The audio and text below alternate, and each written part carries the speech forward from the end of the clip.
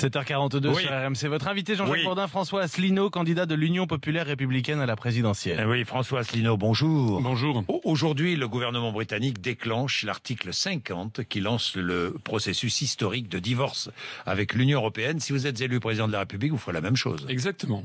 Article 50, on divorce, on quitte l'Union européenne. Notez bien que ça fait 10 ans que je le propose aux Français. Oui. Et notez bien que c'est une proposition extrêmement responsable.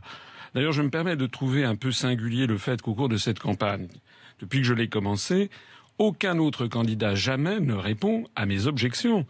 Nous savons très exactement que si nous restons dans l'Union européenne, je l'ai déjà présenté lorsque vous m'aviez invité l'autre fois, nous aurons une politique obligatoire qui va nous être imposée, qui nous est d'ores et déjà imposée par la Commission européenne.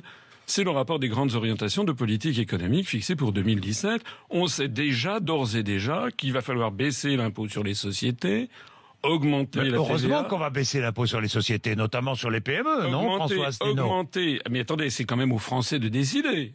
Augmenter la Oui, mais TVA. enfin, le patron de PME, lui, il a besoin qu'on baisse l'impôt sur la mais ça, société. c'est autre chose. Mais augmenter la TVA, baisser l'impôt sur les sociétés, Augmenter la TVA. notamment Il sur n'y a les que grandes François sociétés. Fillon qui propose d'augmenter la TVA. Mais laissez-moi parler. Oui. Augmenter la TVA, baisser l'impôt sur les sociétés, Oui. diminuer les prestations de chômage, précariser toutes les sociétés, toutes les professions réglementées avec l'ubérisation généralisée de la société française, s'attaquer à tous les acquis sociaux, j'en passe et les pires, tout ceci figure dans le rapport des grandes orientations de politique économique. Je m'étonne qu'aucun des responsables politiques qui concourent à l'élection présidentielle ne répondent jamais à cette objection.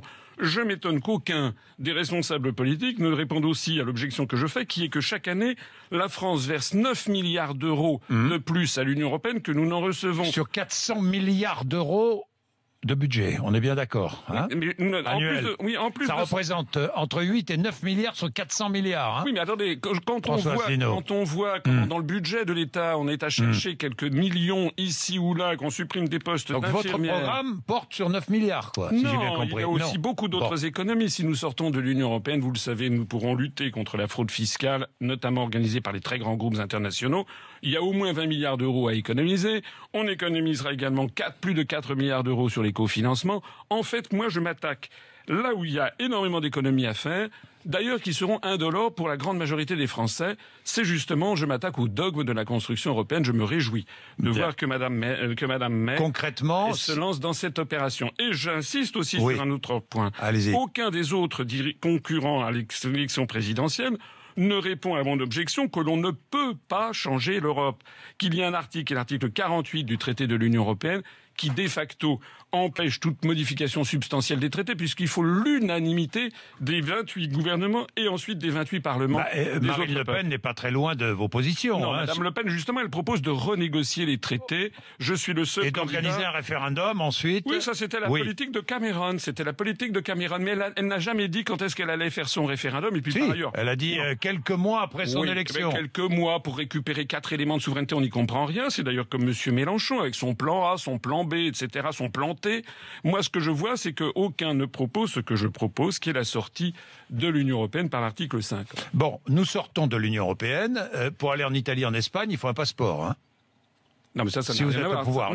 Non, je vous ça, pose la question. Non, ça n'a franchement. rien. Ça, C'est du concret. Non, mais c'est Oui très ou non? concret. Non, ça, c'est les accords de bois. Je n'ai pas proposé de sortir des accords de Schengen. C'est autre chose. C'est autre Oui, chose. enfin, si vous quittez l'Union européenne, peut-être que nos partenaires européens vous sortiront de Schengen. Mais et non, nous arrêtez sortirons de arrêtez Schengen. de faire peur aux Français. Il ne s'agit avec pas de ça. faire Non. peur, il s'agit Écoutez, de... Vous savez quoi? Je vais vous dire quelque chose Alors, qui est allez-y. très important. Allez-y. Depuis qu'on s'est vu, il y a eu un événement politique majeur, dont les médias ne se sont pas beaucoup fait d'ailleurs l'écho. C'est les 10 ans du mouvement politique que j'ai créé. Nous avons eu 6500 personnes, un véritable nombre, 6500 personnes qui se sont réunies porte de la Villette à Paris. Et avec une ferveur extraordinaire qui a sidéré vos collègues, vos confrères de la presse qui se sont rendus sur place. Et pourquoi cela? Parce que nous apportons des véritables solutions. Les gens, ils ne vont pas comme, au même moment d'ailleurs, M. Macron à l'île de la Réunion faisait un bide. Les gens s'en allaient les uns après les autres parce qu'ils ont compris que chez Macron, c'est du vide. Moi, Il y a dedans des véritables propositions qui répondent à un besoin fondamental. Je les ai, les propositions sous les yeux. Quelques-unes, hein, pas toutes vos propositions, mais sur le plan institutionnel, réduction du nombre de députés de 577 à 500. De sénateurs. Du nombre de sénateurs de 348 à 101. Un par département, voilà. On est d'accord. Nationalisation totale ou partielle d'EDF, Enedis, Orange et toutes les sociétés d'autoroutes. Interdire aux groupes intervenant fortement dans d'autres secteurs économiques de posséder des médias. Création d'un service public de l'information et de la culture. C'est-à-dire une information contrôlée, quoi, si j'ai bien compris, non? Allons. Bon. Comment dirais-je, CNews, BFM TV, etc. resteront totalement privés. Il s'agit simplement de renationaliser TF1 qui n'a jamais respecté le contrat culturel, qui avait été décidé en 1986. Voilà, il s'agit de faire de TF1 une société de télévision interactive avec le peuple français. Ça n'a rien à voir avec le fait que l'information soit entièrement... Je vois possibilité aux communes ayant fusionné depuis le 1er janvier 2000, de défusionner. Oui, parce qu'il faut absolument lutter contre actuellement les réformes territoriales qui sont en cours et qui menacent d'ailleurs au passage l'unité nationale en renforçant constamment le pouvoir des grandes régions. Les Français n'ont jamais demandé ça. Et on fusionne de force des communes avec comme effet des effets totalement contre-productifs. Ça coûtera beaucoup plus cher et ça sera beaucoup moins démocratique. Les communes, les départements, les régions. Non, les régions, on les supprime. Enfin, on les transforme en établissements publics régionaux comme c'était du temps de Georges Pompidou, ce qui permet d'ailleurs au passage d'économiser 1757 postes de conseillers régionaux et de supprimer tout ce qui va avec, 4,4 milliards d'euros d'économies. Nous, on fait des économies sur le millefeuille administratif. Bien. Qu'est-ce qui vous différencie de Jacques Cheminade? Parce que certains font le parallèle. Écoutez, ils n'ont qu'à aller voir Monsieur Cheminade, lui il est pour une autre Europe comme tout le monde. Je suis le seul à proposer de sortir de l'Union européenne. Ce qui me différencie aussi de Monsieur Cheminade, de Monsieur Poutou, de Madame Artaud, de Monsieur Lassalle et autres, c'est que je reviens sur ce que je disais tout à l'heure. Est-ce qu'ils sont capables d'avoir 6500 personnes dans un état de très grande ferveur? Est-ce qu'ils sont capables d'avoir un parti politique qui fonctionne sur une synergie, sur une façon collaborative où chacun apporte sa pierre à l'édifice? Vous savez pourquoi est-ce que les gens viennent à l'UPR et pourquoi les gens me soutiennent? C'est pas uniquement pour le programme dont vous avez égrené quelques propositions. C'est parce qu'on répond à un besoin.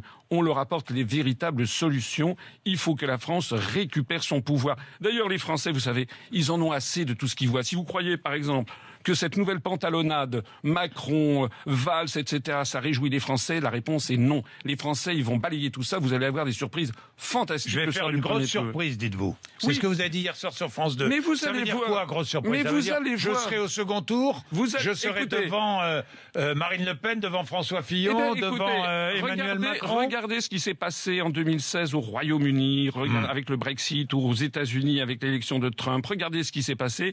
Allez voir, non pas les sondages qu'on nous donne comme ça, qui sont fondés sur 800 personnes, on ne sait pas d'où ça sort.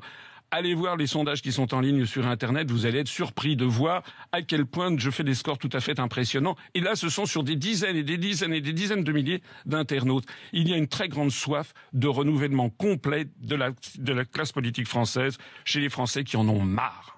Merci François Asselineau d'être venu. Je rappelle que vous serez avec moi, comme tous les candidats, sur le même temps d'antenne, 1 heure, RMC, BFM TV. J'ai appelé ça entretien d'embauche, parce que ce sont les Français qui vont embaucher le président ou la présidente de la République.